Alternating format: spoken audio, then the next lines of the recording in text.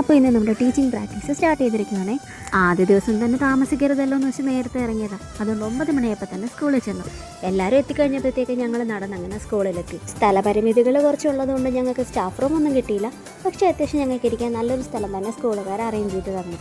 ഞങ്ങൾ ആദ്യം തന്നെ കൺസൾട്ടിങ് ടീച്ചേഴ്സിനെ പോയി കണ്ട് പോസ്റ്റ്സ് വാങ്ങി, ടൈം ടേബിളൊക്കെ വാങ്ങി തിരിച്ച് വന്നിട്ട് ഓരോ ക്ലാസ്സിന് വേണ്ടി പ്രിപ്പയർ ചെയ്തു. എലമെൻറ്റ്സ് ആൻഡ് കോമ്പൗണ്ട്സിനെ കുറിച്ചായിരുന്നു എനിക്ക് പഠിപ്പിക്കാനുണ്ടായിരുന്നത്. മലയാളം മീഡിയത്തിലോട്ടുന്ന സമയത്ത് വാക്കുകളൊക്കെ മനസ്സിലാക്കാനും പ്രയോഗിക്കാനും കുറച്ച് ബുദ്ധിമുട്ട് തോന്നിയെങ്കിലും അത്യാവശ്യം നന്നായിട്ട് എടുത്തു എന്ന് തന്നെയാണ് എൻ്റെ വിശ്വാസം. പിള്ളേരൊക്കെ അത്യാവശ്യം കുഴപ്പമില്ലാത്ത പിള്ളേരാണ്.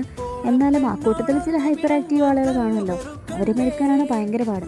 ആദ്യത്തെ ക്ലാസ് കഴിഞ്ഞപ്പോൾ എനിക്ക് അത്യാവശ്യം കോൺഫിഡൻസ് തോന്നിയെങ്കിലും രണ്ടാമത്തെ ക്ലാസ്സിലാണ് തളർത്തി കഴിഞ്ഞത് ഞാൻ ആ പറഞ്ഞ ഹൈപ്പർ ആക്റ്റീവ് പിള്ളേരാണ്. അവരെയൊക്കെ നടക്കി മെരുക്കി വന്നപ്പോഴത്തേക്കും എൻ്റെ എനർജിയും ശബ്ദവും ഒക്കെ പകുതിയും പോയി. ഇനിയൊരു മയക്ക് വാങ്ങണം, അല്ലെങ്കിൽ എൻ്റെ ശബ്ദം എനിക്ക് എന്നേക്കുമായിട്ട് ആ സ്കൂളിന് വേണ്ടി സമർപ്പിക്കേണ്ടി വരും. അങ്ങനെ ഇന്നത്തെ യുദ്ധം ഒരു 3:30 അവസാനിച്ചു. ഒരു 15 മിനിറ്റോളം വെയിറ്റ് ചെയ്തിട്ടാണ് എന്നെ വിളിക്കാനുള്ള ആളെത്തിയത്. ആ സമയത്ത് അവിടുത്തെ കുട്ടികളോടൊക്കെ സംസാരിച്ച് അങ്ങനെ സമയം പോയി.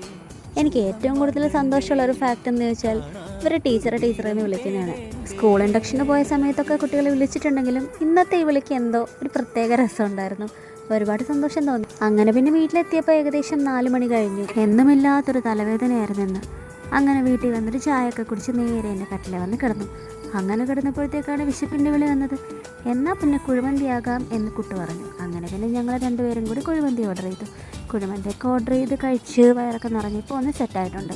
എങ്കിലും തലവേദനയും ക്ഷീണവും അങ്ങോട്ട് മാറുന്നില്ല. ഒന്നാമത്തെ ദിവസം തന്നെ ഇതാണ് എൻ്റെ അവസ്ഥയെങ്കിൽ ഇനി 3 മാസം കഴിയുമ്പോഴത്തേക്ക് ഞാൻ ഏത് പരുവാകുമെന്ന് എനിക്കറിയത്തില്ല.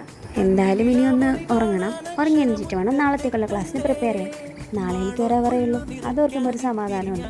അപ്പോൾ എന്തായാലും കൂടുതൽ വിശേഷങ്ങളായിട്ട് അടുത്ത വീഡിയോയിൽ കാണാവേ. ബൈ.